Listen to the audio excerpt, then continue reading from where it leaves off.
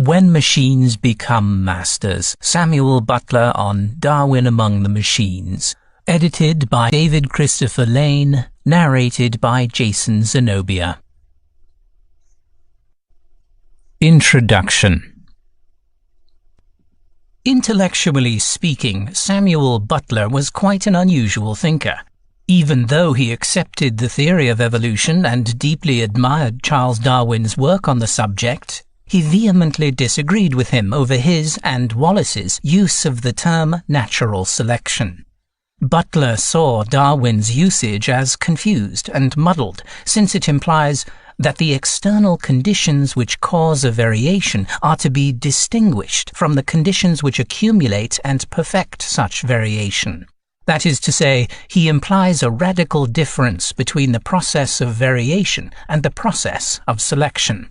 This, I have already said, does not seem to me acceptable. The selection I conceive to be simply the variation which has survived. Alfred Russel Wallace also later felt that natural selection implied too much, as if nature was consciously picking and choosing which organism should live or die, when in fact there is no such teleology. Thus, Wallace wrote to Darwin in July of 1866 suggesting that he instead co-opt Herbert Spencer's pithy phrase, survival of the fittest. Darwin responded warmly to the idea and eventually used it in the 5th edition of Origin of Species. However, Butler was also not satisfied with this as well, since, as he pointed out, why is the survival of the fittest more a means of modification than, we will say, the fact that animals live at all, or that they live in successive generations, being born, continuing their species, and dying, instead of living on forever as one single animal in the common acceptation of the term, or than that they eat and drink? The heat whereby the water is heated, the water which is turned into steam, the piston on which the steam acts, the driving wheel, etc., etc., are all one as much as another a means whereby a train is made to go from one place to another. It is impossible to say that any one of them is the main means. So, mutatis mutandis with modification. There is no reason, therefore, why the survival of the fittest should claim to be an especial means of modification, rather than any other necessary adjunct of animal or vegetable life.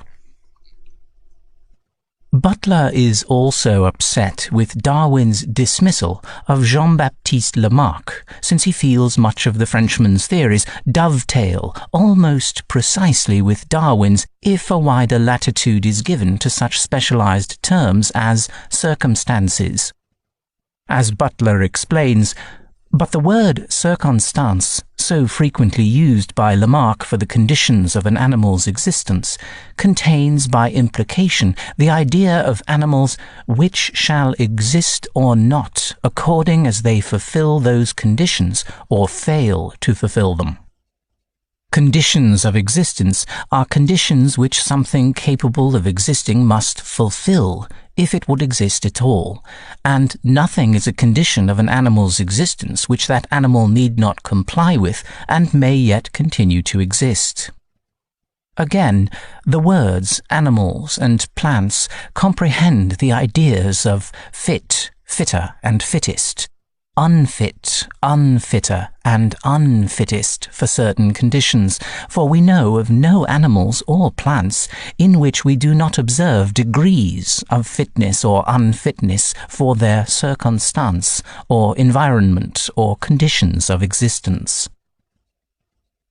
Nevertheless, despite his deep disagreements with Darwin, Butler was a great admirer of the naturalist, and in the preface to the 2nd edition of his book, Evolution, Old and New, he praises his rival with the following: I have always admitted myself to be under the deepest obligations to Mr. Darwin's work, and it was with the greatest reluctance, not to say repugnance, that I became one of his opponents.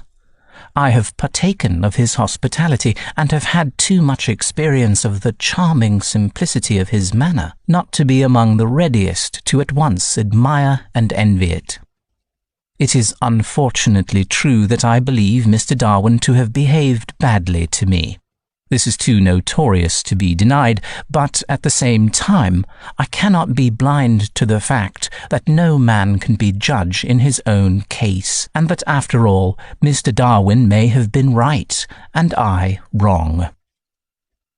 Yet, what apparently changed Butler from a sympathizer of all things Darwinian to a harsh critic had much to do with the absence of teleological drives.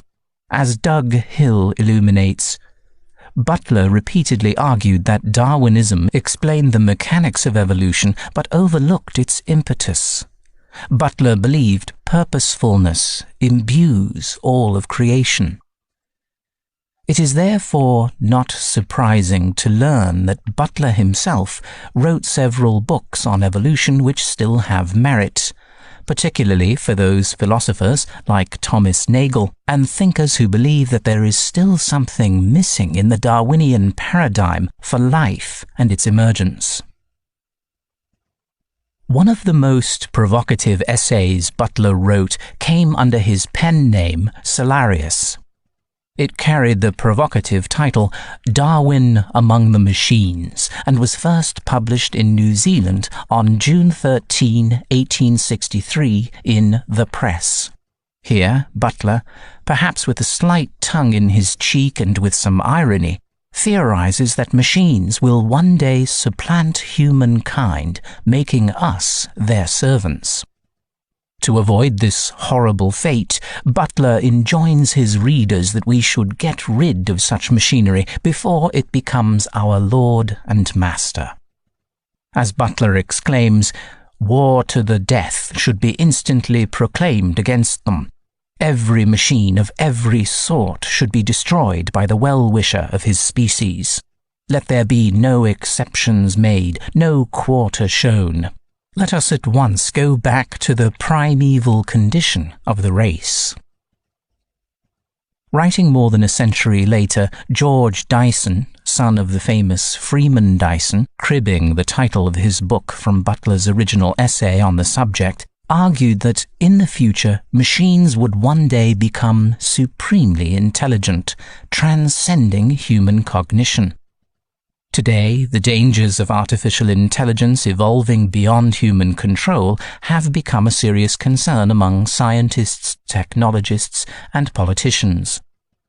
Because of Butler's doomsday prophecies concerning machines, he may be rightly regarded as one of the earliest thinkers to postulate a technological singularity. Unlike Ray Kurzweil, who sees such an event as mostly positive, Butler's position is Luddite to the extreme. As the Singularity Symposium website suggests, Samuel Butler was probably the first Luddite technophobe who wrote a philosophical argument defending the complete annihilation of the machines and the return to traditional medievalism. One suspects that Samuel Butler didn't really accept his own prognostications, given that he didn't resist having his books published on sophisticated printing presses, nor did he eschew all the creature comforts of the late 19th century. Even though we may disagree with many of Samuel Butler's lamentations, I believe he is an important voice, especially since we are now living at a time where his prophecies may indeed come true. David Christopher Lane, MSAC Philosophy Group, Walnut, California. Darwin Among the Machines. To the Editor of the Press, Christchurch, New Zealand, 13 June 1863. Sir, there are few things of which the present generation is more justly proud than of the wonderful improvements which are daily taking place in all sorts of mechanical appliances. And indeed, it is matter for great congratulation on many grounds. It is unnecessary to mention these here, for they are sufficiently obvious. Our present business lies with considerations which may somewhat tend to humble our pride and to make us think seriously of the future prospects of the human race. If we revert to the earliest primordial types of mechanical life, to the lever, the wedge, the inclined plane, the screw and the pulley, or, for analogy would lead us one step further, to that one primordial type from which all the mechanical kingdom has been developed, we mean to the lever itself. And if we then examine the machinery of the Great Eastern, we find ourselves almost awe-struck at the vast development of the mechanical world, at the gigantic strides with which it has advanced in comparison with the slow progress of the animal and vegetable kingdom. We shall find it impossible to refrain from asking ourselves what the end of this mighty movement is to be. In what direction is it tending? What will be its upshot? To give a few imperfect hints toward a solution of these questions is the object of the present letter. We have used the words mechanical life, the mechanical kingdom, the mechanical world, and so forth, and we have done so advisedly. For, as the vegetable kingdom was slowly developed from the mineral, and as, in like manner, the animal supervened upon the vegetable, so now in these last few ages an entirely new kingdom has sprung up, of which we as yet have only seen what will one day be considered the antediluvian prototypes of the race.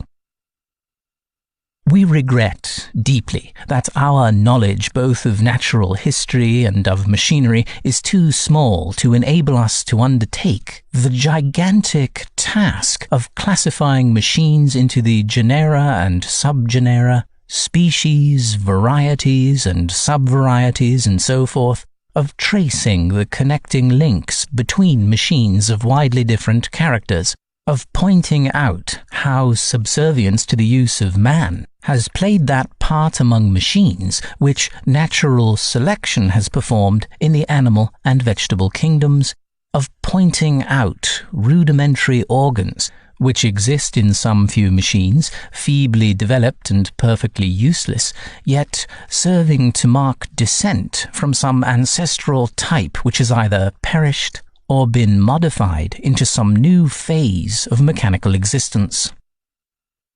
We can only point out this field for investigation. It must be followed by others whose education and talents have been of a much higher order than any which we can lay claim to. Some few hints we have determined to venture upon, though we do so with the profoundest diffidence. Firstly, we would remark that as some of the lowest of the vertebrata attained a far greater size than has descended to their more highly organized living representatives, so a diminution in the size of machines has often attended their development and progress. Take the watch, for instance. Examine the beautiful structure of the little animal. Watch the intelligent play of the minute members which compose it. Yet this little creature is but a development of the cumbrous clocks of the 13th century. It is no deterioration from them. The day may come when clocks, which certainly at the present day are not diminishing in bulk, may be entirely superseded by the universal use of watches, in which case clocks will become extinct like the earlier saurians, while the watch, whose tendency has for some years been rather to decrease in size than the contrary, will remain the only existing type of an extinct race. The views of machinery which we are thus feebly indicating will suggest the solution of one of the greatest and most mysterious questions of the day. We refer to the question, what sort of creature man's next successor in the supremacy of the earth is likely to be? We have often heard this debated, but it appears to us that we are ourselves creating our own successors. We are daily adding to the beauty and delicacy of their physical organization. We are daily giving them greater power and supplying by all sorts of ingenious contrivances that self-regulating, self-acting power which will be to them what intellect has been to the human race. In the course of ages, we shall find ourselves the inferior race. Inferior in power, inferior in that moral quality of self-control.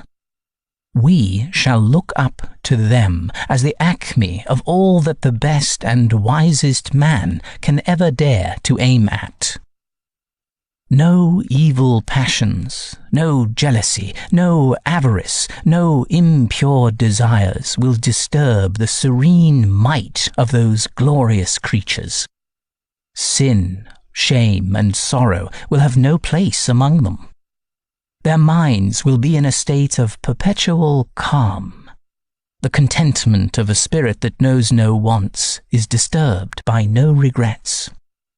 Ambition will never torture them. Ingratitude will never cause them the uneasiness of a moment. The guilty conscience, the hope deferred, the pains of exile, the insolence of office, and the spurns that patient merit of the unworthy takes, these will be entirely unknown to them. If they want feeding, by the use of which very word we betray our recognition of them as living organism, they will be attended by patient slaves, whose business and interest it will be to see that they shall want for nothing. If they are out of order, they will be promptly attended to by physicians who are thoroughly acquainted with their constitutions. If they die, for even these glorious animals will not be exempt from that necessary and universal consummation, they will immediately enter into a new phase of existence. For what machine dies entirely in every part at one and the same instant? We take it that when the state of things shall have arrived which we have been above attempting to describe, man will have become to the machine what the horse and the dog are to man. He will continue to exist, nay, even to improve, and will be probably better off in his state of domestication under the beneficent rule of the machines than he is in his present wild state. We treat our horses, dogs, cattle, and sheep on the whole with great kindness. We give them whatever experience teaches us to be best for them, and there can be no doubt that our use of meat has added to the happiness of the lower animals far more than it has detracted from it. In like manner, it is reasonable to suppose that the machines will treat us kindly, for their existence is as dependent upon ours as ours is upon the lower animals. They cannot kill us and eat us as we do sheep. They will not only require our services in the parturition of their young, which branch of their economy will remain always in our hands, but also in feeding them, in setting them right when they are sick, and burying their dead or working up their corpses into new machines. It is obvious that if all the animals in Great Britain save man alone were to die, and if at the same time all intercourse with foreign countries were by some sudden catastrophe to be rendered perfectly impossible, it is obvious that under such circumstances the loss of human life would be something fearful to contemplate. In like manner, were mankind to cease, the machines would be as badly off or even worse. The fact is that our interests are inseparable from theirs, and theirs from ours.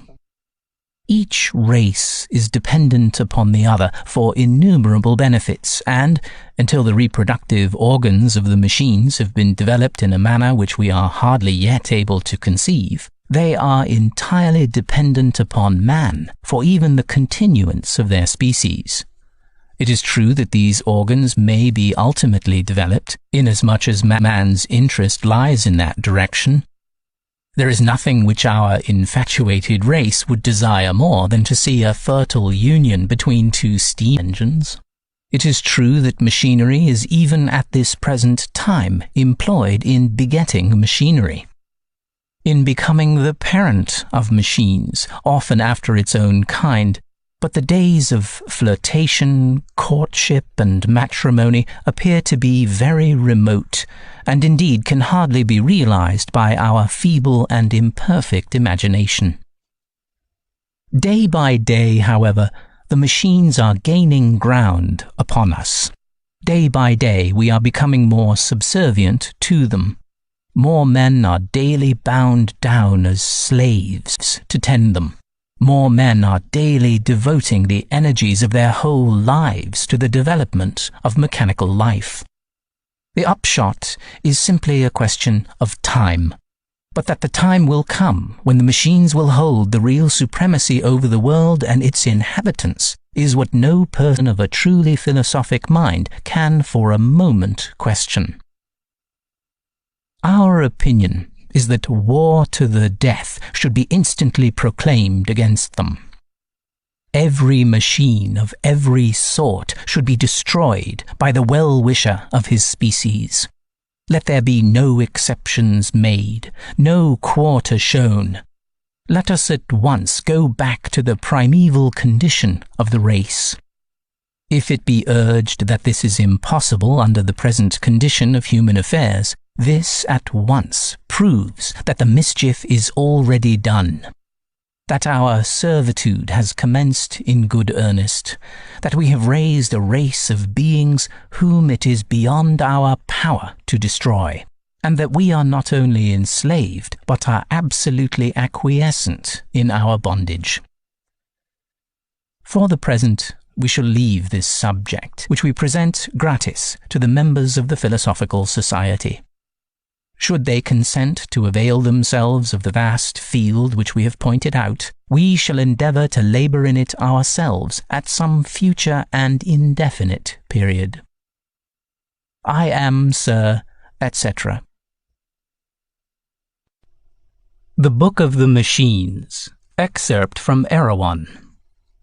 The writer commences, "There was a time when the earth was to all appearance utterly destitute both of animal and vegetable life, and when, according to the opinion of our best philosophers, it was simply a hot round ball with a crust gradually cooling.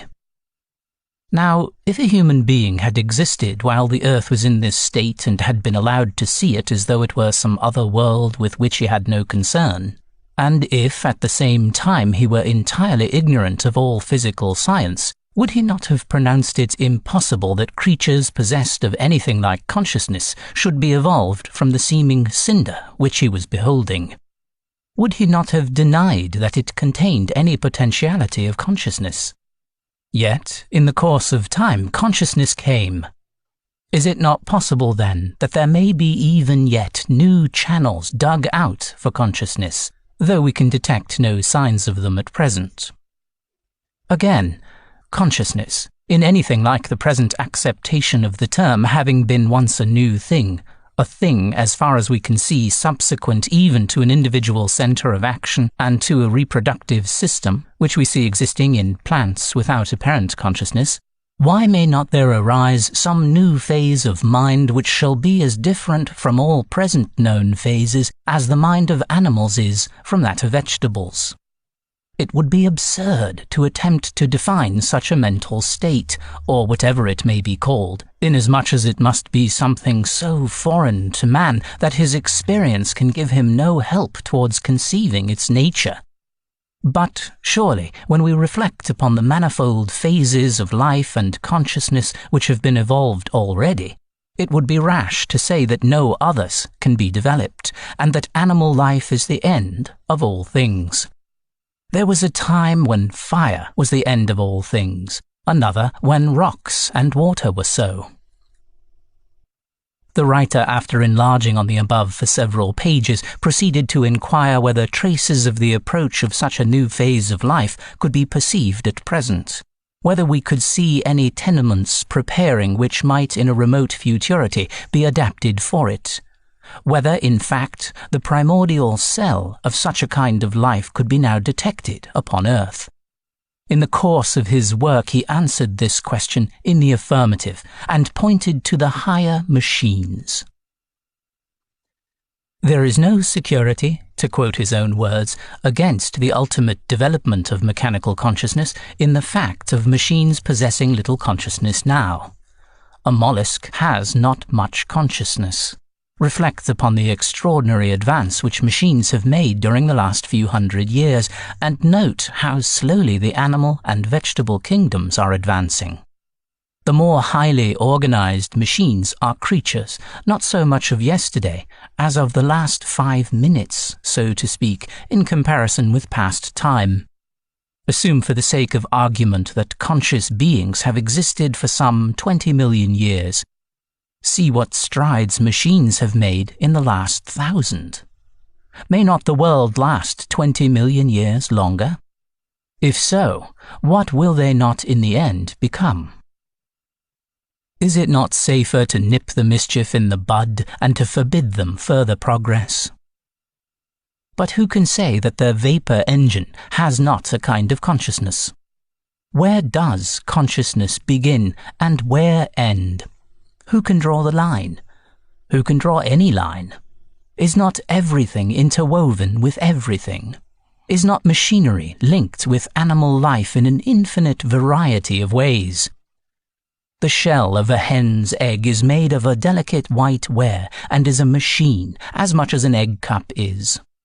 The shell is a device for holding the egg as much as the egg cup for holding the shell. Both are phases of the same function. The hen makes the shell in her inside, but it is pure pottery. She makes her nest outside of herself for convenience sake, but the nest is not more of a machine than the eggshell is. A machine is only a device. Then, returning to consciousness and endeavoring to direct its earlier manifestations, the writer continued. There is a kind of plant that eats organic food with its flowers. When a fly settles upon the blossom, the petals close up and hold it fast till the plant has absorbed the insect into its system.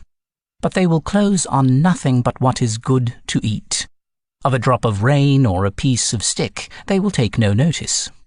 Curious that so unconscious a thing should have such a keen eye to its own interest. If this is unconsciousness, where is the use of consciousness? Shall we say that the plant does not know what it is doing merely because it has no eyes or ears or brains? If we say that it acts mechanically and mechanically only, shall we not be forced to admit that sundry other and apparently very deliberate actions are also mechanical?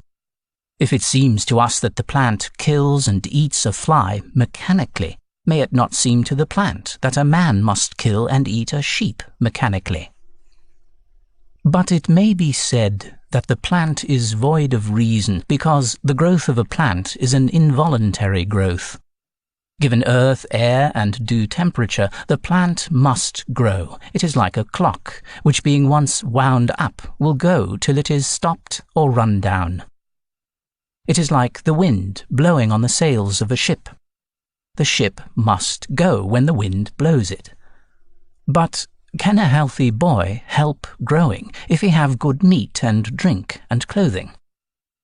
Can anything help going as long as it is wound up, or go on after it is run down? Is there not a winding up process everywhere? Even a potato in a dark cellar has a certain low cunning about him which serves him in excellent stead. He knows perfectly well what he wants and how to get it. He sees the light coming from the cellar window and sends his shoots crawling straight thereto. They will crawl along the floor and up the wall and out at the cellar window. If there be a little earth anywhere on the journey, he will find it and use it for his own ends. What deliberation he may exercise in the matter of his roots when he is planted in the earth is a thing unknown to us, but we can imagine him saying, I will have a tuber here and a tuber there, and I will suck whatsoever advantage I can from all my surroundings. This neighbour I will overshadow, and that I will undermine. And what I can do shall be the limit of what I will do. He that is stronger and better placed than I shall overcome me, and him that is weaker I will overcome. The potato says these things by doing them, which is the best of languages. What is consciousness if this is not consciousness? We find it difficult to sympathize with the emotions of a potato, so we do with those of an oyster. Neither of these things makes a noise on being boiled or opened, and noise appeals to us more strongly than anything else because we make so much about our own sufferings. Since then they do not annoy us by any expression of pain, we call them emotionless, and so qua mankind they are, but mankind is not everybody. If it be urged that the action of the potato is chemical and mechanical only, and that it is due to the chemical and mechanical effects of light and heat, the answer would seem to lie in an inquiry whether every sensation is not chemical and mechanical in its operation.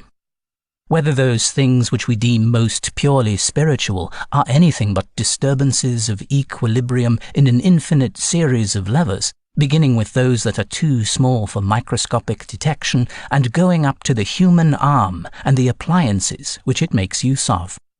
Whether there be not a molecular action of thought, whence a dynamical theory of the passions shall be deducible. Whether strictly speaking we should not ask what kind of levers a man is made of, rather than what is his temperament. How are they balanced? How much of such and such will it take to weigh them down so as to make him do so and so? The writer went on to say that he anticipated a time when it would be possible, by examining a single hair with a powerful microscope, to know whether its owner could be insulted with impunity. He then became more and more obscure, so that I was obliged to give up all attempt at translation. Neither did I follow the drift of his argument. On coming to the next part which I could construe, I found that he had changed his ground. Either, he proceeds, a great deal of action that has been called purely mechanical and unconscious must be admitted to contain more elements of consciousness than has been allowed hitherto, and in this case germs of consciousness will be found in many actions of the higher machines. Or, assuming the theory of evolution but at the same time denying the consciousness of vegetable and crystalline action, the race of man has descended from things which had no consciousness at all. In this case, there is no a priori improbability in the descent of conscious, and more than conscious, machines from those which now exist, except that which is suggested by the apparent absence of anything like a reproductive system in the mechanical kingdom. This absence, however, is only apparent, as I shall presently show. Do not let me be misunderstood as living in fear of any actually existing machine. There is probably no known machine which is more than a prototype of future mechanical life. The present machines are to the future as the early saurians to man. The largest of them will probably greatly diminish in size. Some of the lowest vertebrate attained a much greater bulk than has descended to their more highly organized living representatives, and in like manner, a diminution in the size of machines has often attended their development and progress. Take the watch, for example. Examine its beautiful structure. Observe the intelligent play of the minute members which compose it.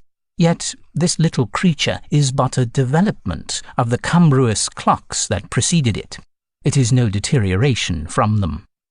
A day may come when clocks, which certainly at the present time are not diminishing in bulk, will be superseded owing to the universal use of watches, in which case they will become as extinct as ichthyosauri. While the watch, whose tendency has for some years been to decrease in size rather than the contrary, will remain the only existing type of an extinct race. But, returning to the argument, I would repeat that I fear none of the existing machines. What I fear is the extraordinary rapidity with which they are becoming something very different to what they are at present. No class of beings have in any time past made so rapid a movement forward. Should not that movement be jealously watched and checked while we can still check it?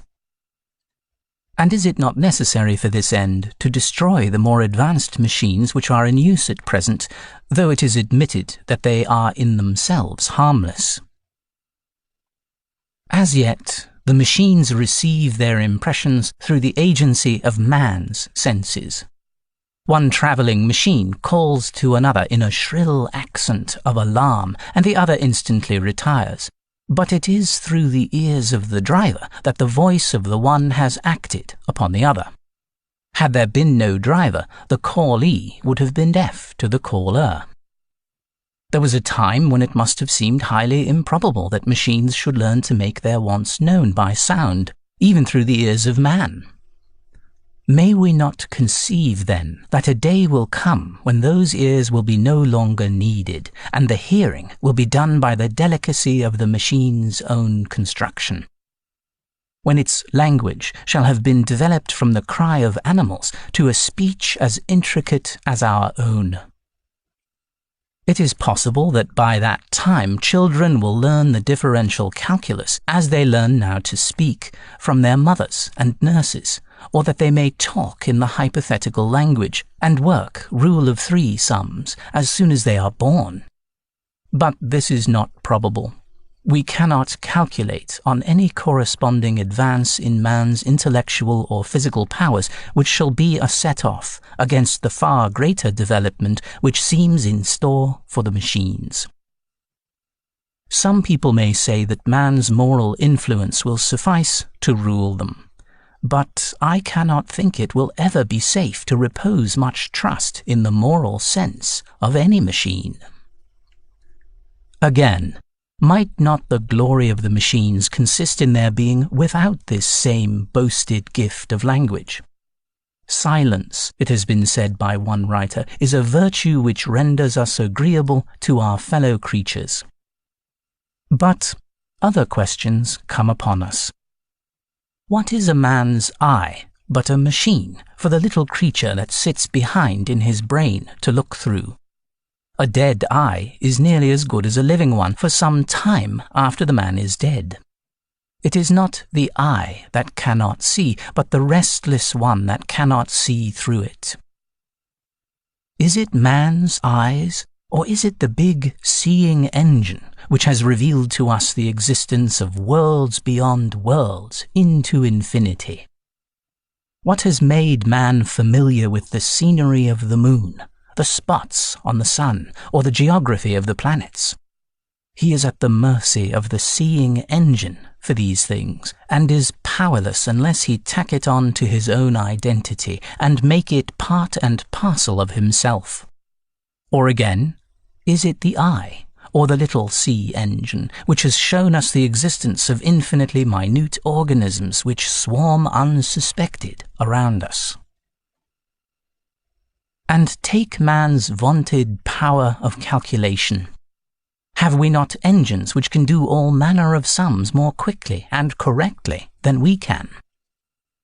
What prize man in hypothetics at any of our colleges of unreason can compare with some of these machines in their own line? In fact, wherever precision is required, man flies to the machine at once as far preferable to himself. Our sum engines never drop a figure, nor our looms a stitch. The machine is brisk and active when the man is weary. It is clear-headed and collected when the man is stupid and dull. It needs no slumber when man must sleep or drop.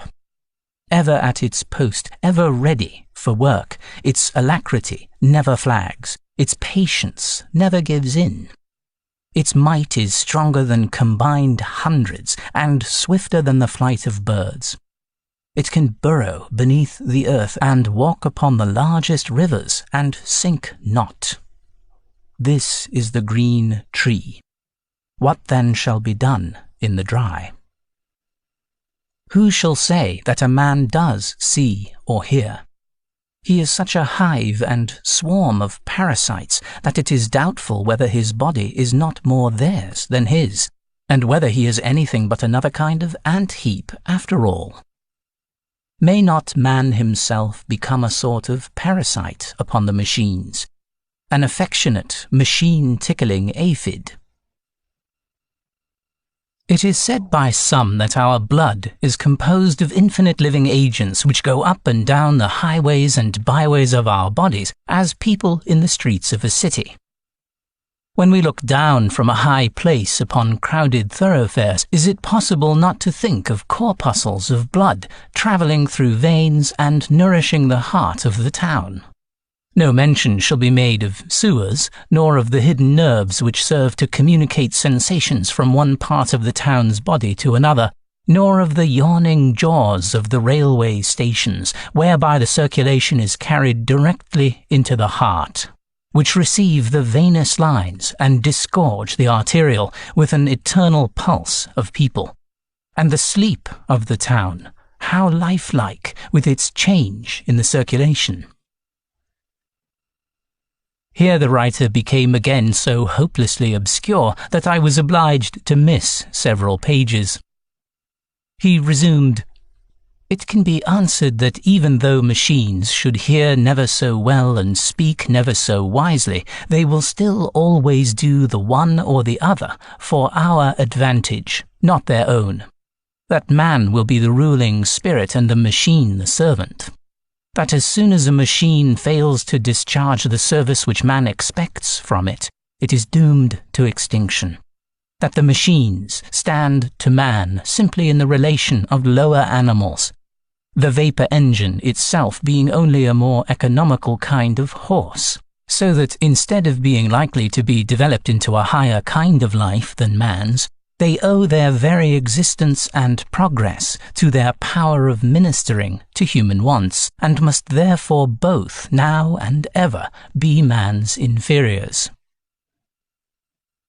This is all very well, but the servant glides by imperceptible approaches into the master, and we have come to such a pass that, even now, man must suffer terribly on ceasing to benefit the machines.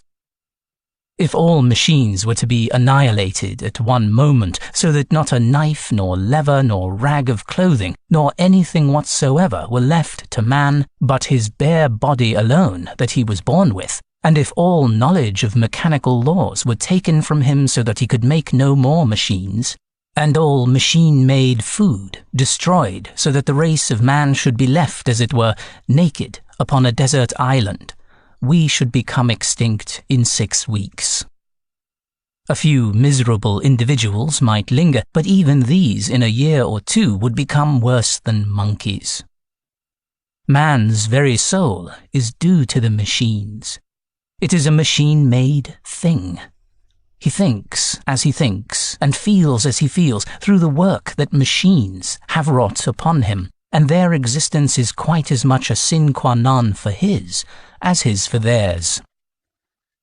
This fact precludes us from proposing the complete annihilation of machinery, but surely it indicates that we should destroy as many of them as we can possibly dispense with, lest they should tyrannize over us even more completely. True, from a low materialistic point of view, it would seem that those thrive best who use machinery wherever its use is possible with profit. But this is the art of the machines. They serve that they may rule. They bear no malice towards man for destroying a whole race of them, provided he creates a better instead. On the contrary, they reward him liberally for having hastened their development. It is for neglecting them that he incurs their wrath, or for using inferior machines, or for not making sufficient exertions to invent new ones, or for destroying them without replacing them. Yet these are the very things we ought to do, and do quickly. For though our rebellion against their infant power will cause infinite suffering, What will not things come to if that rebellion is delayed? They have preyed upon man's grovelling preference for his material over his spiritual interests, and have betrayed him into supplying that element of struggle and warfare without which no race can advance. The lower animals progress because they struggle with one another. The weaker die, the stronger breed and transmit their strength. The machines, being of themselves unable to struggle, have got man to do their struggling for them. As long as he fulfills this function duly, all goes well with him. At least he thinks so. But the moment he fails to do his best for the advancement of machinery by encouraging the good and destroying the bad, he is left behind in the race of competition. And this means that he will be made uncomfortable in a variety of ways, and perhaps die. So that even now the machines will only serve on condition of being served, and that too upon their own terms. The moment their terms are not complied with, they jib, and either smash both themselves and all whom they can reach, or turn churlish and refuse to work at all. How many men at this hour are living in a state of bondage to the machines? How many spend their whole lives from the cradle to the grave in tending them by night and day? Is it not plain that the machines are gaining ground upon us? When we reflect on the increasing number of those who are bound down to them as slaves, and of those who devote their whole souls to the advancement of the mechanical kingdom, the vapor engine must be fed with food and consume it by fire even as man consumes it. It supports its combustion by air as man supports it. It has a pulse and circulation as man has. It may be granted that man's body is as yet the more versatile of the two, but then man's body is an older thing. Give the vapor engine but half the time that man has had. Give it also a continuance of our present infatuation, and what may it not ere long attain to? There are certain functions, indeed, of the vapor engine which will probably remain unchanged for myriads of years, which, in fact, will perhaps survive when the use of vapor has been superseded. The piston and cylinder, the beam, the flywheel, and other parts of the machine will probably be permanent, just as we see that man and many of the lower animals share like modes of eating, drinking, and sleeping. Thus they have hearts which beat as ours, veins and arteries, eyes, ears, and noses. They sigh even in their sleep, and weep and yawn. They are affected by their children. They feel pleasure and pain, hope, fear, anger, shame. They have memory and prescience. They know that if certain things happen to them, they will die, and they fear death as much as we do. They communicate their thoughts to one another, and some of them deliberately act in concert. The comparison of similarities is endless. I only make it because some may say that since the vapor engine is not likely to be improved in the main particulars, it is unlikely to be henceforward extensively modified at all. This is too good to be true. It will be modified and suited for an infinite variety of purposes, as much as man has been modified so as to exceed the brutes in skill. In the meantime, the stoker is almost as much a cook for his engine as our own cooks for ourselves. Consider also the colliers and pitmen and coal merchants and coal trains, and the men who drive them and the ships that carry coals. What an army of servants do the machines thus employ! Are there not probably more men engaged in tending machinery than in tending men? Do not machines eat, as it were, by mannery? Are we not ourselves creating our successors in the supremacy of the earth, daily adding to the beauty and delicacy of their organization? daily giving them greater skill and supplying more and more of that self-regulating, self-acting power, which will be better than any intellect. What a new thing it is for a machine to feed at all. The plough, the spade, and the cart must eat through man's stomach. The fuel that sets them going must burn in the furnace of a man or of horses. Man must consume bread and meat, or he cannot dig. The bread and meat are the fuel which drive the spade. If a plough be drawn by horses, the power is supplied by grass or beans or oats, which, being burnt in the belly of the cattle, give the power of working. Without this fuel, the work would cease, as an engine would stop if its furnaces were to go out. A man of science has demonstrated that no animal has the power of originating mechanical energy, but that all the work done in its life by an animal, and all the heat that has been emitted from it, and the heat which would be obtained by burning the combustible matter which has been lost from its body during life, and by burning its body after death, make up altogether an exact equivalent to the heat which would be obtained by burning as much food as it has used during its life, and an amount of fuel which would generate as much heat as its body if burned immediately after death. I do not know how he has found this out, but he is a man of science. How then can it be objected against the future vitality of the machines that they are, in their present infancy, at the beck and call of beings who are themselves incapable of originating mechanical energy?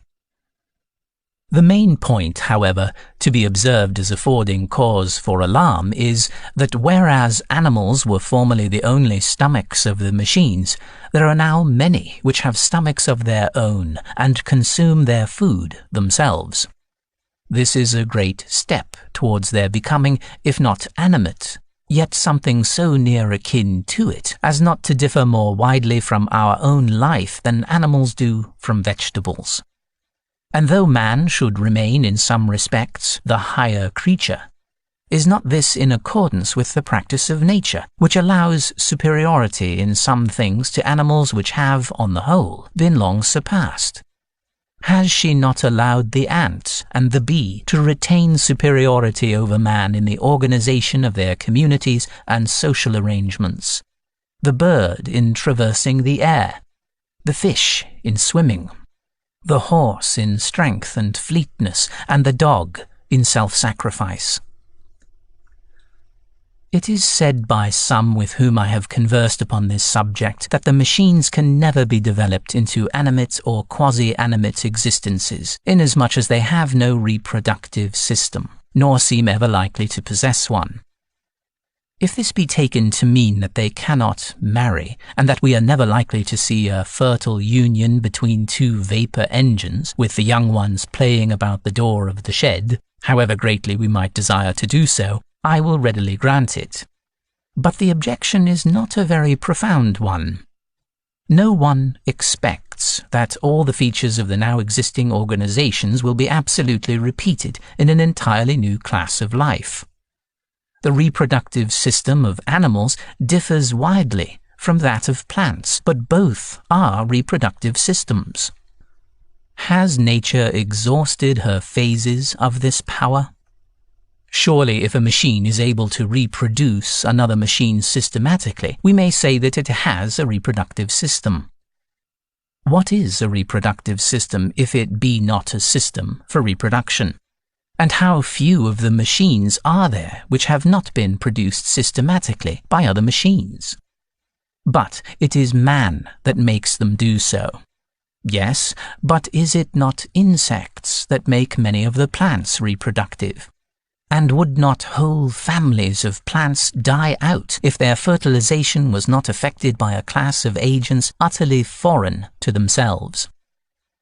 Does anyone say that the red clover has no reproductive system because the humble bee, and the humble bee only, must aid and abet it before it can reproduce? No one. The humble bee is a part of the reproductive system of the clover. Each one of ourselves has sprung from minute animalcules, whose entity was entirely distinct from our own, and which acted after their kind with no thought or heed of what we might think about it. These little creatures are part of our own reproductive system. Then why not we part of that of the machines?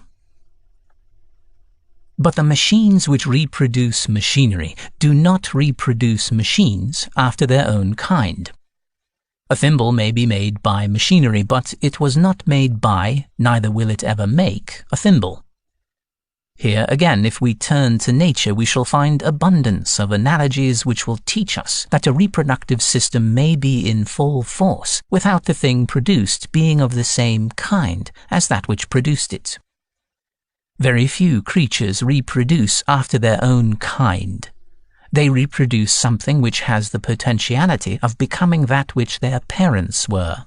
Thus, the butterfly lays an egg, which egg can become a caterpillar, which caterpillar can become a chrysalis, which chrysalis can become a butterfly. And though I freely grant that the machines cannot be said to have more than the germ of a true reproductive system at present, have we not just seen that they have only recently obtained the germs of a mouth and stomach? And may not some stride be made in the direction of a true reproduction which shall be as great as that which has been recently taken in the direction of true feeding? It is possible that the system, when developed, may be in many cases a vicarious thing. Certain classes of machines may be alone fertile, while the rest discharge other functions in the mechanical system, just as the great majority of ants and bees have nothing to do with the continuation of their species, but get food and store it without thought of breeding. One cannot expect the parallel to be complete or nearly so, certainly not now, and probably never. But is there not enough analogy existing at the present moment to make us feel seriously uneasy about the future, and to render it our duty to check the evil while we can still do so? Machines can, within certain limits, beget machines of any class, no matter how different to themselves. Every class of machines will probably have its own special mechanical breeders, and all the higher ones will owe their existence to a large number of parents, and not to two only. We are misled by considering any complicated machine as a single thing. In truth, it is a city or society, each member of which was bred truly after its kind.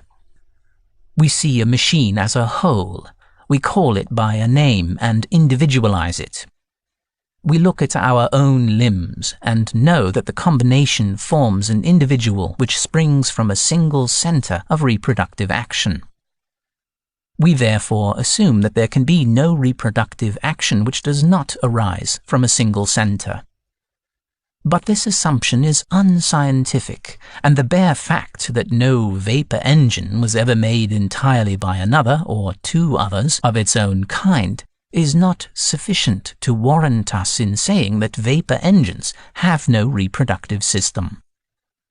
The truth is that each part of every vapor engine is bred by its own special breeders, whose function is to breed that part and that only, while the combination of the parts into a whole forms another department of the mechanical reproductive system, which is at present exceedingly complex and difficult to see in its entirety.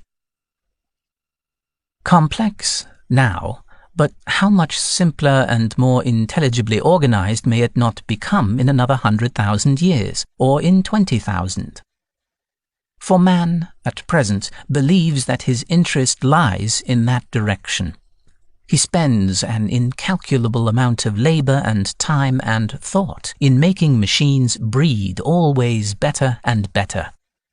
He has already succeeded in effecting much that at one time appeared impossible, and there seem no limits to the results of accumulated improvements if they are allowed to descend with modification from generation to generation.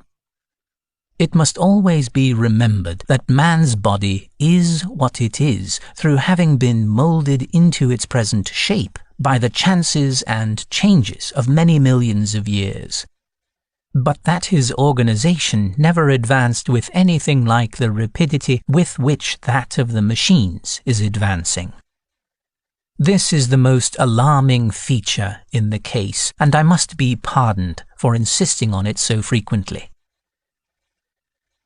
Here followed a very long and untranslatable digression about the different races and families of the then existing machines. The writer attempted to support his theory by pointing out the similarities existing between many machines of widely different character, which served to show descent from a common ancestor. He divided machines into their genera, subgenera, species, varieties, subvarieties, and so forth. He proved the existence of connecting links between machines that seemed to have very little in common, and showed that many more such links had existed but had now perished.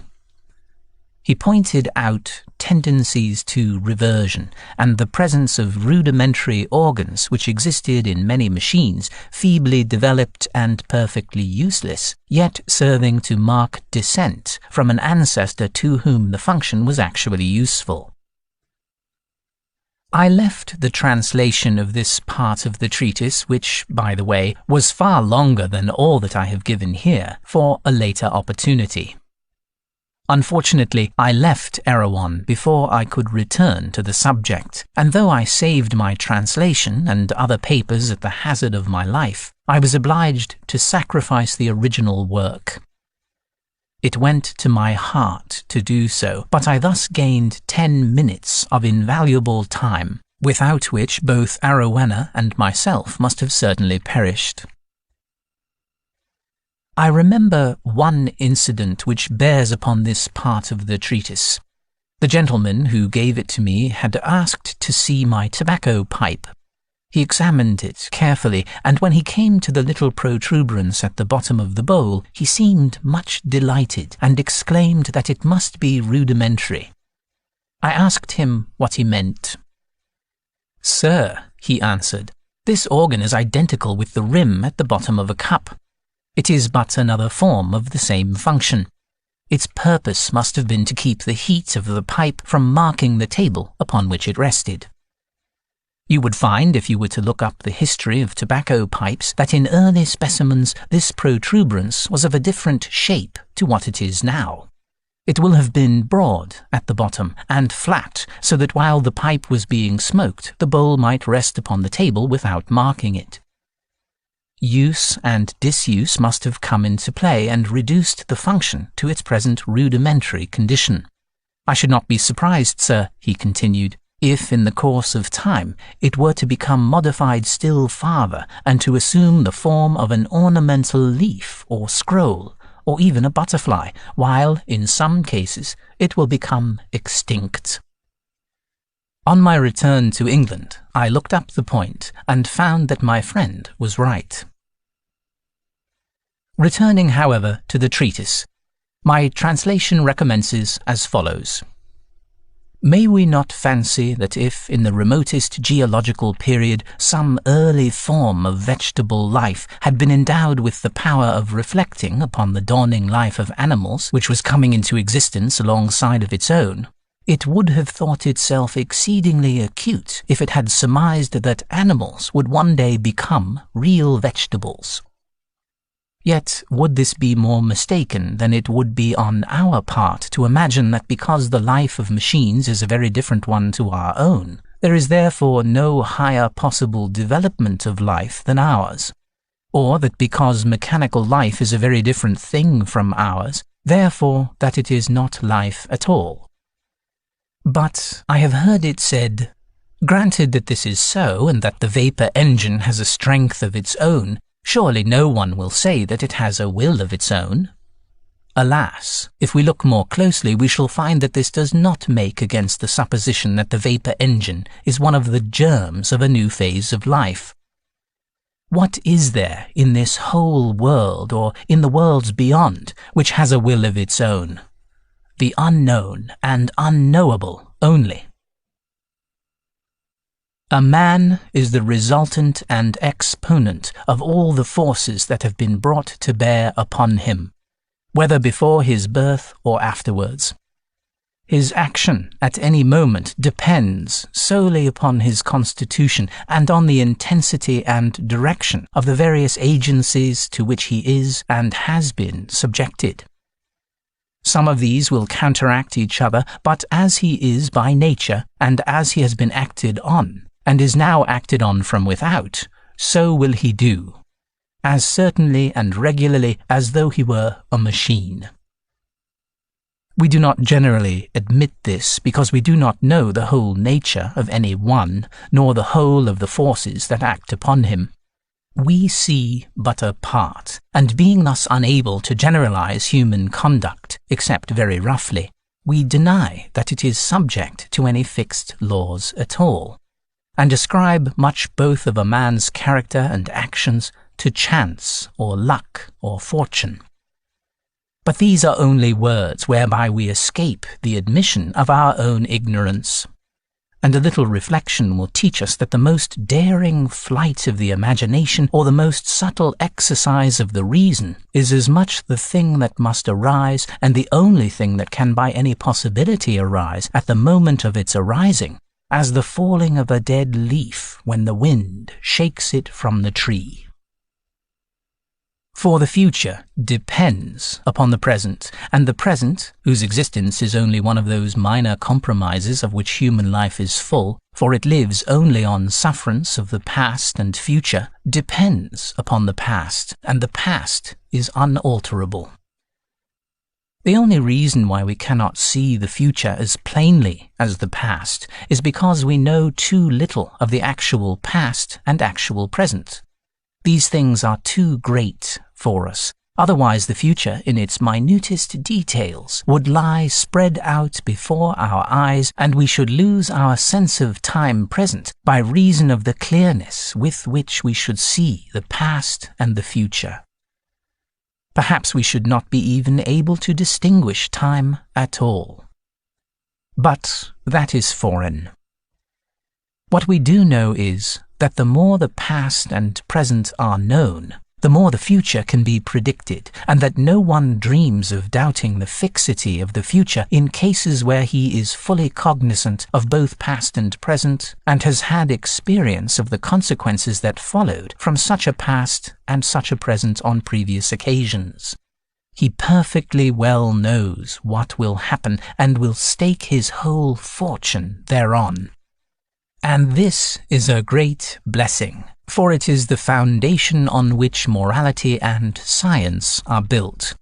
The assurance that the future is no arbitrary and changeable thing, but that like futures will invariably follow like presents, is the groundwork on which we lay all our plans, the faith on which we do every conscious action of our lives. If this were not so, we should be without a guide. We should have no confidence in acting, and hence we should never act, for there would be no knowing that the results which will follow now will be the same as those which followed before. Who would plough or sow if he disbelieved in the fixity of the future? Who would throw water on a blazing house if the action of water upon fire were uncertain? Men will only do their utmost when they feel certain that the future will discover itself against them if their utmost has not been done. The feeling of such a certainty is a constituent part of the sum of the forces at work upon them, and will act most powerfully on the best and most moral men. Those who are most firmly persuaded that the future is immutably bound up with the present in which their work is lying will best husband their present and till it with the greatest care. The future must be a lottery to those who think that the same combinations can sometimes precede one set of results and sometimes another. If their belief is sincere, they will speculate instead of working. These ought to be the immoral men. The others have the strongest spur to exertion and morality, if their belief is a living one. The bearing of all this upon the machines is not immediately apparent, but will become so presently. In the meantime, I must deal with friends who tell me that, though the future is fixed as regards inorganic matter, and in some respects with regard to man, yet that there are many ways in which it cannot be considered as fixed. Thus, they say that fire, applied to dry shavings and well fed with oxygen gas, will always produce a blaze, but that a coward, brought into contact with a terrifying object, will not always result in a man running away. Nevertheless, if there be two cowards perfectly similar in every respect, and if they be subjected in a perfectly similar way to two terrifying agents, which are themselves perfectly similar, there are few who will not expect a perfect similarity in the running away, even though 1,000 years intervene between the original combination and its being repeated. The apparently greater regularity in the results of chemical than of human combinations arises from our inability to perceive the subtle differences in human combinations which are never identically repeated. Fire, we know, and shavings, we know, but no two men ever were or ever will be exactly alike, and the smallest difference may change the whole conditions of the problem. Our registry of results must be infinite before we could arrive at a full forecast of future combinations. The wonder is that there is as much certainty concerning human action as there is, and assuredly, the older we grow, the more certain we feel as to what such and such a kind of person will do in given circumstances.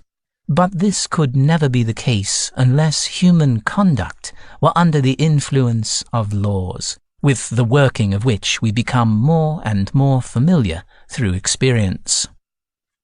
If the above is sound, it follows that the regularity with which machinery acts is no proof of the absence of vitality, or at least of germs which may be developed into a new phase of life. At first sight, it would indeed appear that a vapour engine cannot help going when set upon a line of rails with the steam up and the machinery in full play, whereas the man whose business it is to drive it can help doing so at any moment that he pleases, so that the first has no spontaneity and is not possessed of any sort of free will, while the second has and is. This is true up to a certain point.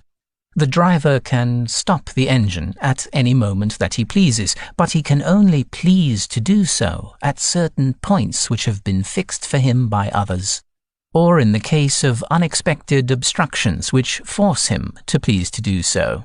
His pleasure is not spontaneous. There is an unseen choir of influences around him which make it impossible for him to act in any other way than one.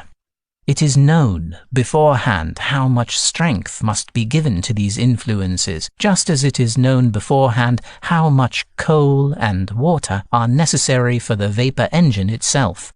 And, curiously enough, it will be found that the influences brought to bear upon the driver are of the same kind as those brought to bear upon the engine. That is to say, food and warmth.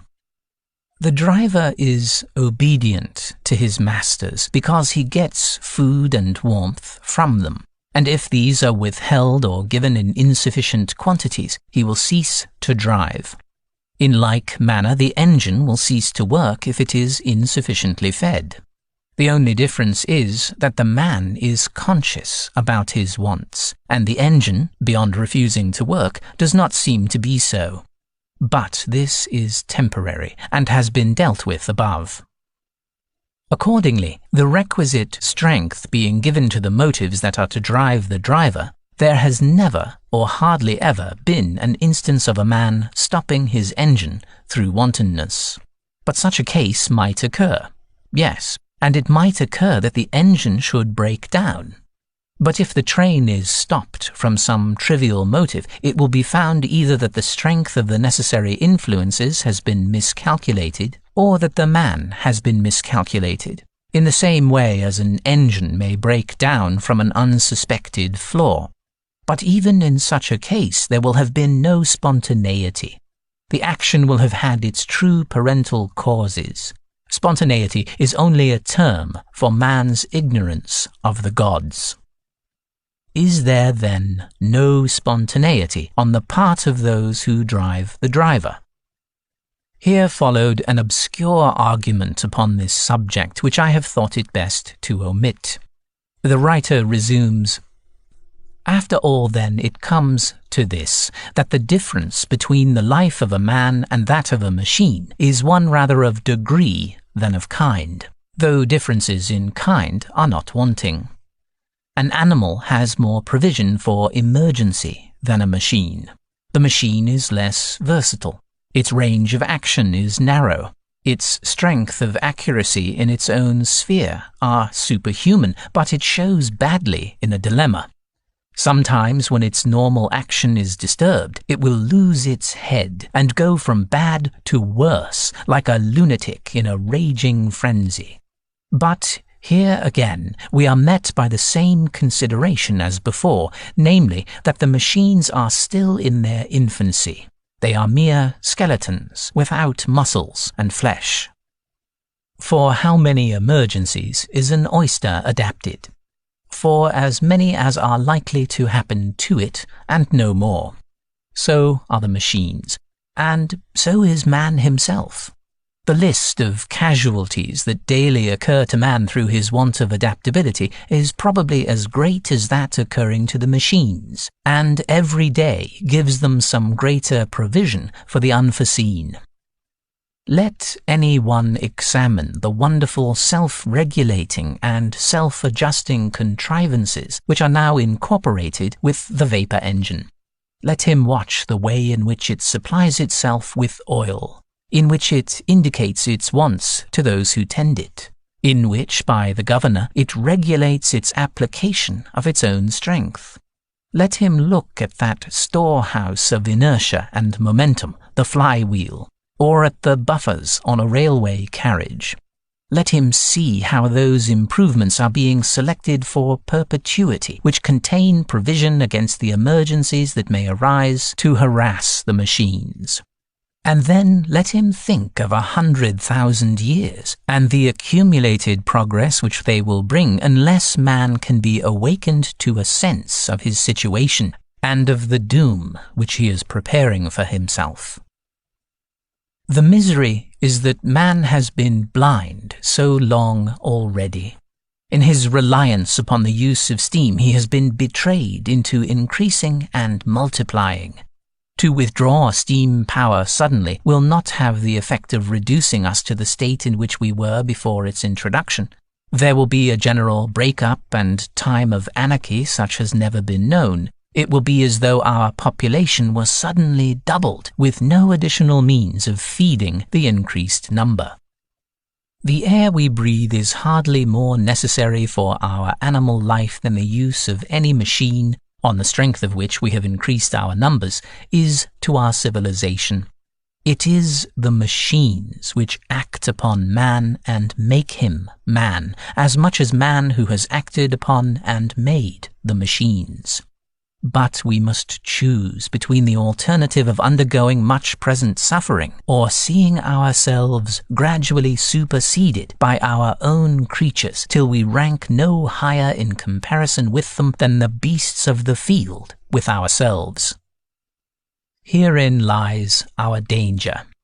For many seem inclined to acquiesce in so dishonorable a future. They say that although man should become to the machines what the horse and dog are to us, yet that he will continue to exist and will probably be better off in a state of domestication under the beneficent rule of the machines than in his present wild condition.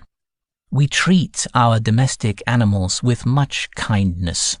We give them whatever we believe to be the best for them, and there can be no doubt that our use of meat has increased their happiness rather than detracted from it. In like manner, there is reason to hope that the machines will use us kindly, for their existence will be in a great measure dependent upon ours. They will rule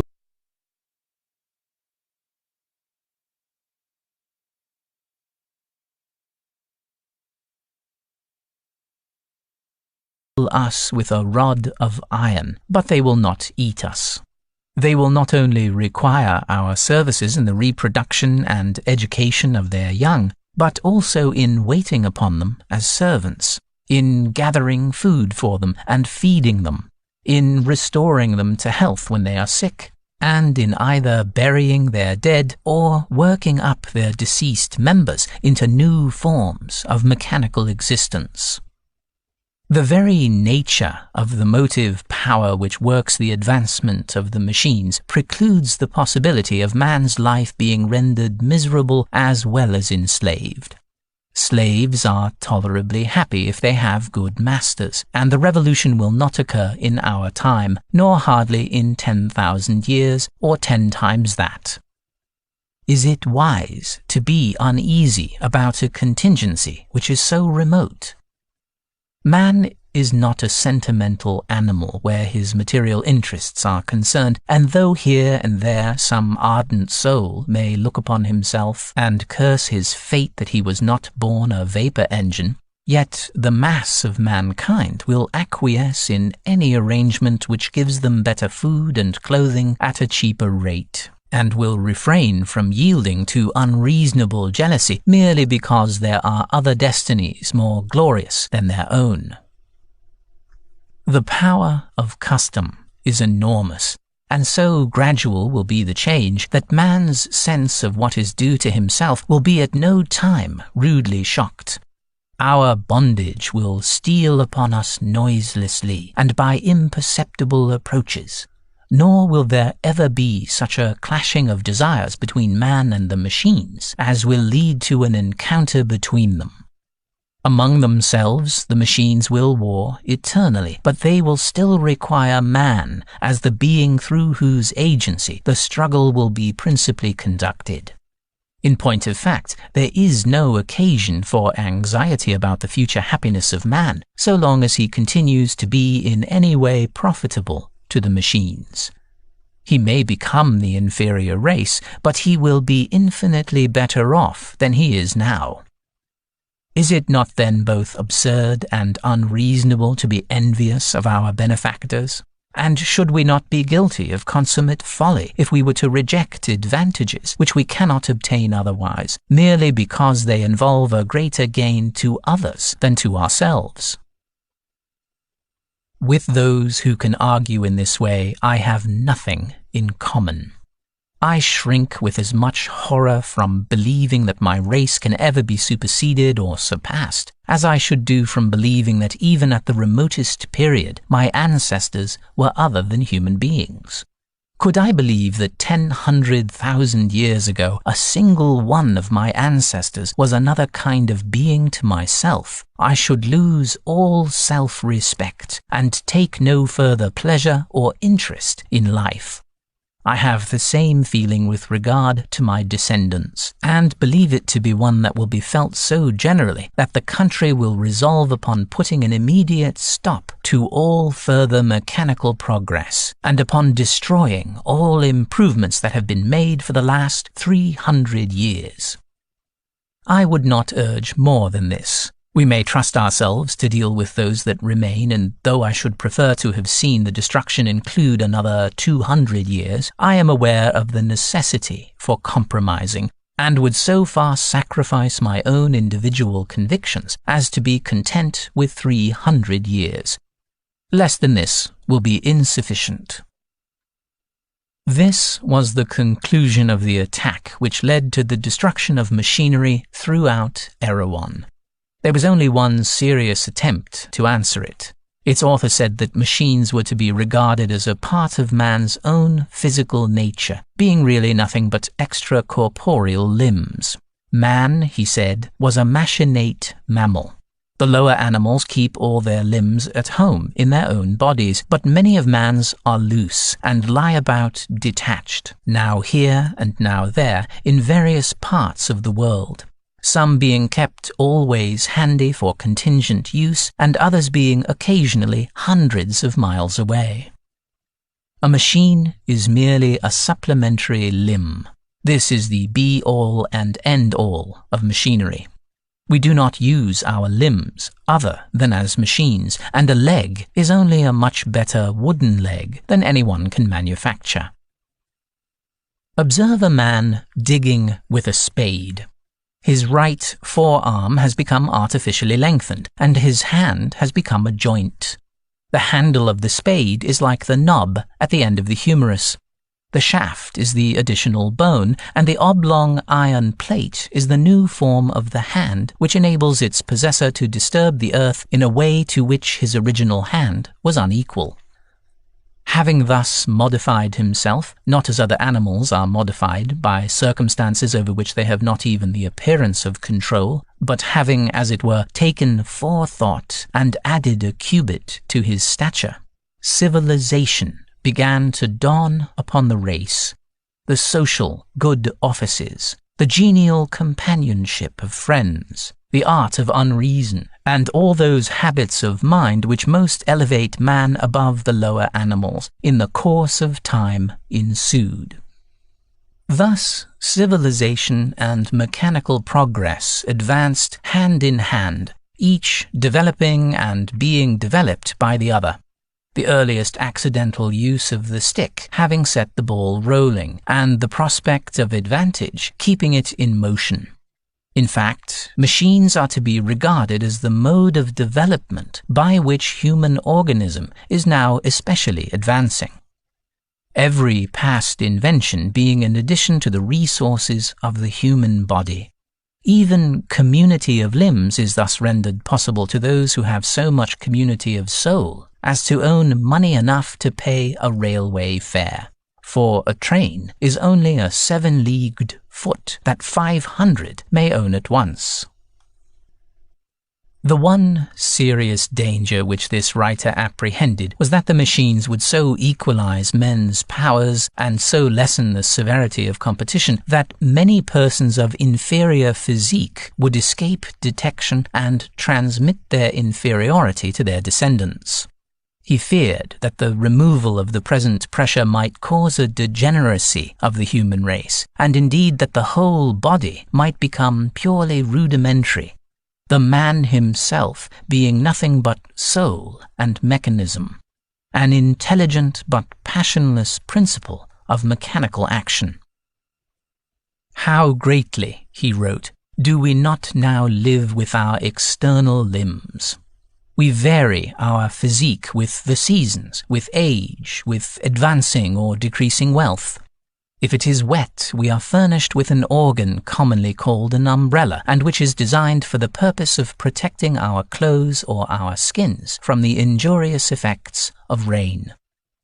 Man has now many extracorporeal members which are of more importance to him than a good deal of his hair, or at any rate than his whiskers. His memory goes in his pocketbook. He becomes more and more complex as he grows older. He will then be seen with sea engines, or perhaps with artificial teeth and hair. If he be a really well-developed specimen of his race, he will be furnished with a large box upon wheels, 2 horses, and a coachman. It was this writer who originated the custom of classifying men by their horsepower, and who divided them into genera, species, varieties, and subvarieties, giving them names from the hypothetical language which expressed the number of limbs which they could command at any moment. He showed that men became more highly and delicately organized the more nearly they approached the summit of opulence, and that none but millionaires possessed the full complement of limbs with which mankind could become incorporate. Those mighty organisms, he continued, our leading bankers and merchants, speak to their congeners through the length and breadth of the land in a second of time. Their rich and subtle souls can defy all material impediment, whereas the souls of the poor are clogged and hampered by matter, which sticks fast about them as treacle to the wings of a fly, or as one struggling in a quicksand. Their dull ears must take days or weeks to hear what another would tell them from a distance, instead of hearing it in a second, as is done by the more highly organized classes. Who shall deny that one who can tack on a special train to his identity and go wherever he will, whensoever he pleases, is more highly organized than he who, should he wish for the same power, might wish for the wings of a bird with an equal chance of getting them, and whose legs are his only means of locomotion? That old philosophic enemy, matter, the inherently and essentially evil, still hangs about the neck of the poor and strangles him. But to the rich, matter is immaterial. The elaborate organization of his extracorporeal system has freed his soul. This is the secret of the homage which we see rich men receive from those who are poorer than themselves. It would be a grave error to suppose that this deference proceeds from motives which we need be ashamed of. It is the natural respect which all living creatures pay to those whom they recognize as higher than themselves in the scale of animal life, and is analogous to the veneration which a dog feels for man. Among savage races, it is deemed highly honorable to be the possessor of a gun. And throughout all known time, there has been a feeling that those who are worth most are the worthiest. And so he went on at considerable length, attempting to show what changes in the distribution of animal and vegetable life throughout the kingdom had been caused by this and that of man's inventions, and in what way each was connected with the moral and intellectual development of the human species. He even allotted to some the share which they had had in the creation and modification of man's body, and that which they would hereafter have in its destruction. But the other writer was considered to have the best of it, and in the end succeeded in destroying all the inventions that had been discovered for the preceding 271 years. A period which was agreed upon by all parties after several years of wrangling as to whether a certain kind of mangle, which was much in use among washerwomen, should be saved or no. It was at last ruled to be dangerous, and was just excluded by the limit of 271 years. Then came the reactionary civil wars which nearly ruined the country, but which it would be beyond my present scope to describe. A brief biography of Samuel Butler by David Clifford, Ph.D. Excerpted from the Victorian Web. Samuel Butler was the second child and first son of Thomas Butler and Fanny. Born on 4 December 1835 at Langer Rectory in Nottinghamshire, where his father had his parish. He came from a line of clerics. His grandfather, also called Samuel, was Bishop of Lichfield and Coventry, and a career in the church looked a likely prospect for the young Samuel, or so his father planned. Butler went to Shrewsbury School, where his grandfather had been headmaster before he retired. Then in 1854 he went up to St. John's College, Cambridge, his father's alma mater, collecting a first in classics in 1858. To the age of 23 his career was strikingly ordinary for a young man whose father had so carefully crafted his eldest son's passage to the priesthood. Thomas Butler, of course, is reputedly the model for the vicious bully Theobald Pontifex in Butler's masterwork, The Way of All Flesh. And it would seem that Butler Sr. was not disinclined to put pressure, both physical and psychological, on his son as he matured. The two men were never close, although by the time Butler left Cambridge he was fairly sure in his own mind of his wish to take orders. As preparation for ordination, Butler spent 1858 and 1859 living in a poor parish in London, as he has Ernest Pontifex do in his novel. It was there, working in a poor school, that he discovered for the first time that there was no detectable difference in the morals or behavior between boys who had been baptized and those who had not, a scenario he recreates in his earlier satire, The Fair Haven. This event planted the first doubts about his faith in him, and he innocently began to correspond with his father on the matter, seeking answers to his doubts. His father was furious that his son should even entertain doubt about faith or his chosen career, but Samuel persisted, unconvinced, in the hope that his father could set his mind at peace. He failed. Butler, despite his financial dependence on his father, gave up his plans for ordination and sought a new career. He wanted to be a painter.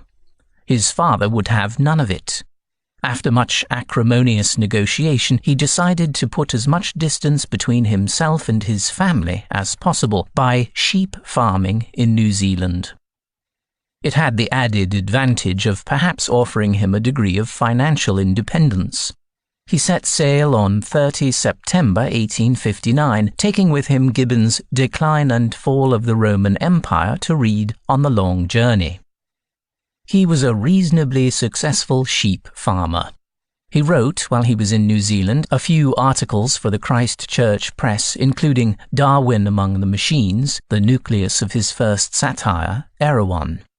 He also reread his scripture and applied the analytical method he found in Gibbon to the readings of the resurrection for a pamphlet he would publish in 1866.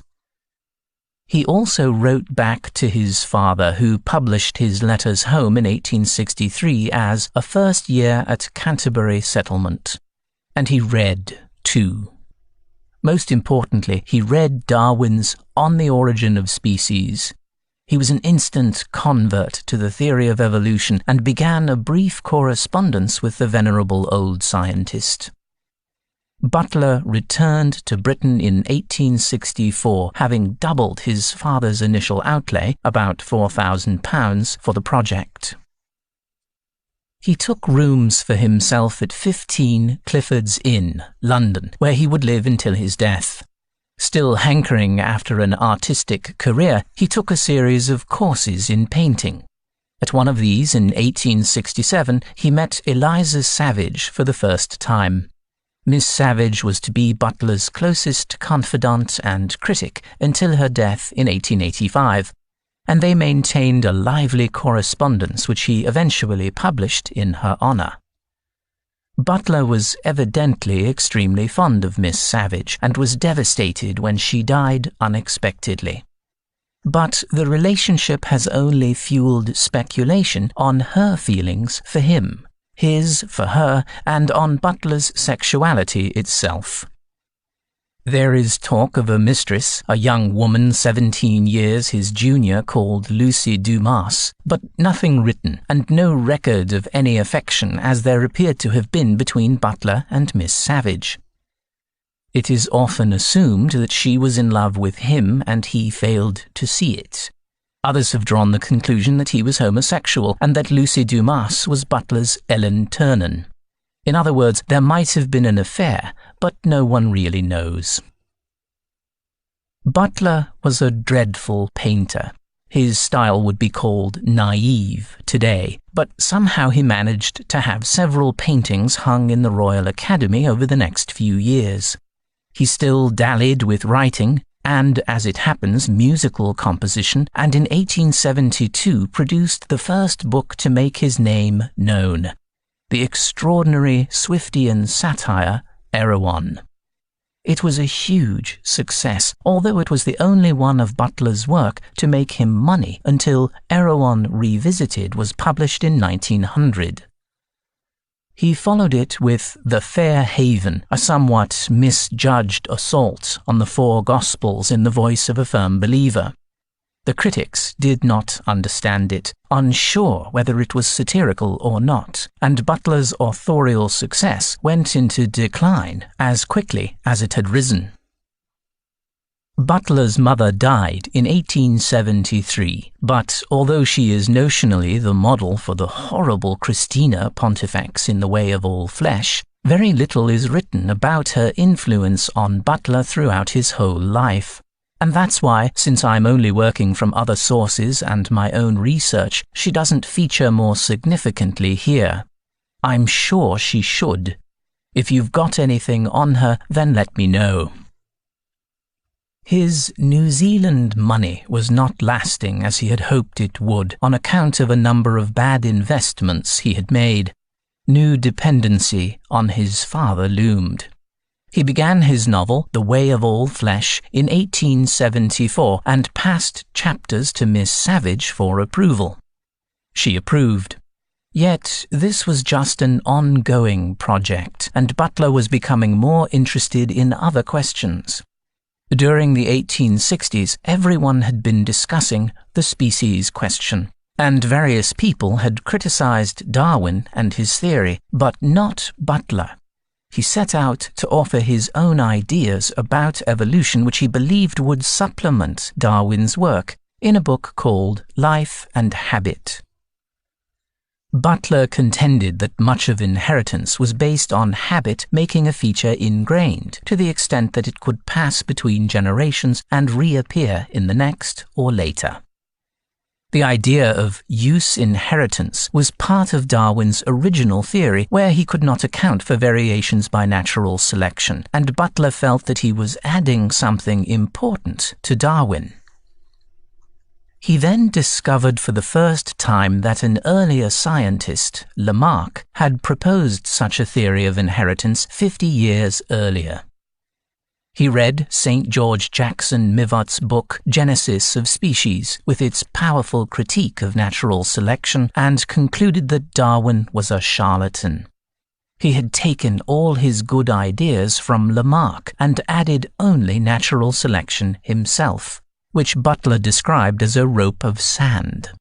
Although Butler and Darwin's son, Francis, were quite good friends, Butler precipitated a rather one-sided feud with Darwin over this and over what he felt was a snub regarding a biography of Erasmus Darwin for which Charles wrote the introduction. Life and Habit appeared in 1878, having converted from a companion piece to Darwin's Origin into a fierce attack on Darwin and his theory. Ultimately, Butler objected to what he regarded as Darwin's exclusion of mind from the universe. He wanted to reinstate a model where the individual had some modicum of control over what form they took as a consequence of their actions. Over the next few years, he continued writing books and letters to Athenaeum about Darwin. Darwin wisely ignored them. He dedicated the next decade, as his finances tumbled around him, to philosophical works on evolution. Evolution, Old and New appeared in 1879, Unconscious Memory in 1880, and Luck or Cunning in 1887. All championed his version of Remark's theory of evolution and put Darwin down. All were hopelessly unsuccessful. He continued writing The Way of All Flesh in the meantime, but when Miss Savage died in 1885, he was too depressed to continue without her comments, and he put it aside forever. It was to be edited and revised by his friend R.A. Streatfeild on his death in 1902. His father's death in 1886 resolved his financial problems for the last 6 years of his own life. He indulged himself, holidaying in Italy every summer and producing while he was there his works on the Italian landscape and art, as Alps and Sanctuaries and Ex Voto. The new life of leisure his father's inheritance gave him allowed this kind of lifestyle which, when not spent abroad, was spent between his rooms at Clifford's Inn and the British Museum Library, and in the evenings at his friend and posthumous biographer Henry Festing Jones, dallying in musical composition. Butler lacked any talent in this field as well. He applied for a professorship in art at Cambridge in 1886, but was unsuccessful, and he continued his eclectic pieces of writing throughout the 1880s and 90s.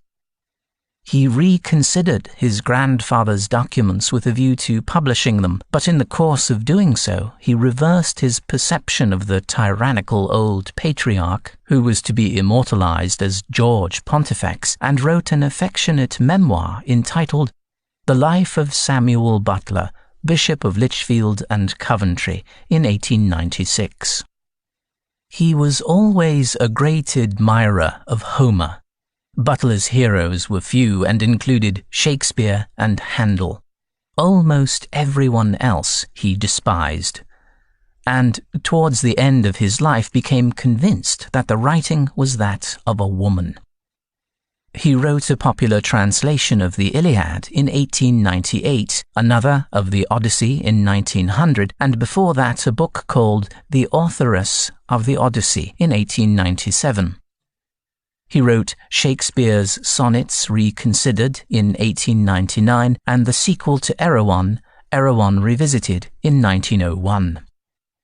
This last volume finally turned a profit. After a brief spring holiday in 1902, he returned to Clifford's Inn and died shortly afterwards in hospital on 18 June. He was cremated at Woking. Had it not been for the incomplete manuscript of The Way of All Flesh tucked away in a drawer at Clifford's Inn, Butler would have remained an exceptionally minor figure of Victorian letters.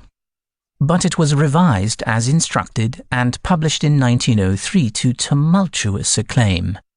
It was eventually followed by a reassessment of Butler's life and works, and others of his books were suddenly reconsidered.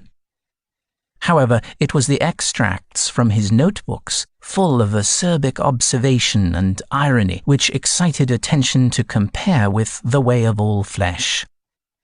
Butler's status as a late Victorian iconoclast of the first order was complete.